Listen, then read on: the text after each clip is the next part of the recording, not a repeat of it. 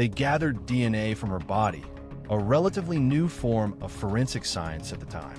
It was groundbreaking, promising answers. But in 1989, DNA analysis was still in its infancy. The evidence was carefully preserved, a sliver of hope in an otherwise devastating void, but technology hadn't yet caught up to the promise it carried.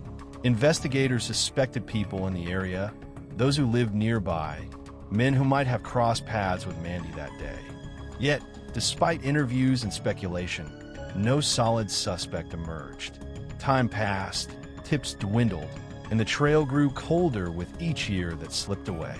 The case became one of those tragedies that sits heavy in a town's memory, whispered about but never resolved. Every so often, detectives would revisit it, sifting through the evidence, waiting for science to catch up, hoping that one day the DNA stored away would finally reveal the monster who had stolen Mandy's future. Mandy's mother, Mary Stavik, carried the pain quietly but firmly. She had lost her daughter, but she never lost her resolve. She spoke of Mandy often, of her beauty, her kindness, and the life she should have lived. For Mary, justice was not just about accountability. It was about restoring dignity to her daughter's memory.